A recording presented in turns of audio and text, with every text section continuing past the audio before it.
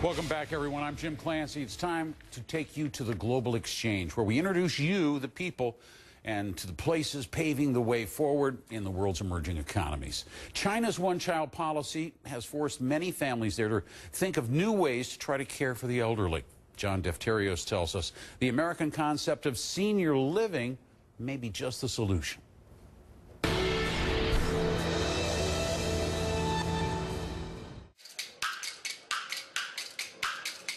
It's mid-morning in Beijing, and the seniors are making their presence felt.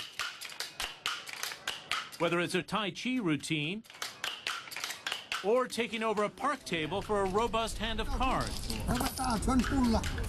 China's population is aging rapidly. Back in 1950, the median age was 24. That's projected to double by 2050, and this has broader implications for social policy, including housing. It's being labeled China's golden era, and those in the senior living business, like developer Sino-Ocean, are embracing it. Out in Beijing's equivalent of suburbia, I enter this high-end compound for retirees. Inside, there's a group of potential tenants receiving a sales pitch of what retirement would look like for a cost of $1,200 to $4,000 a month. Our industry is focusing on the Chinese market, as the senior population in China has exceeded the number of the total population in the U.S.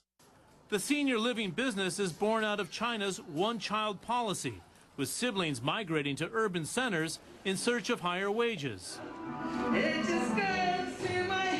Sino-Ocean signed a joint venture with the leading American continuing care group to cherry-pick the best services from more advanced countries such as the U.S. and Japan. We try to incorporate all the advantages or the best practice of foreign countries, of those mature markets, and then we localize it to fit to our cultural norms. This means, for example, an on-site executive chef who trained in a five-star hotel, combined with traditional Chinese acupuncture therapy. The Confucian way of life is adapting, allowing children to offer a better quality of life to their parents instead of caring for them. After a more than doubling of per capita GDP over the past decade, this 78-year-old resident says she's happy to break with tradition.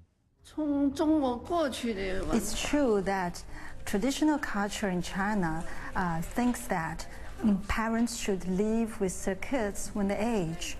Now, there is a radical change in the social sentiments when thinking about how you take care of yourself after your age. A golden era for China's senior citizens who can afford to live in luxury. John Defterios, CNN, Beijing. The latest world news headlines are straight ahead. Plus, we're going to take a closer look at all of the branches of this new wave of terrorism that is sweeping across Africa and the Middle East.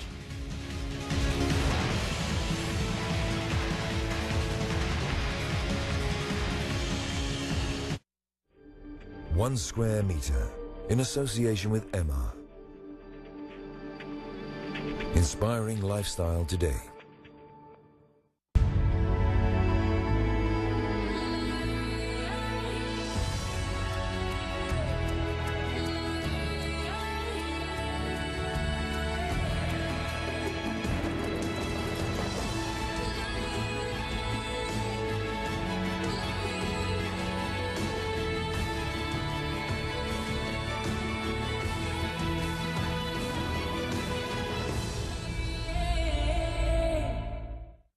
Hillary Clinton, live on CNN.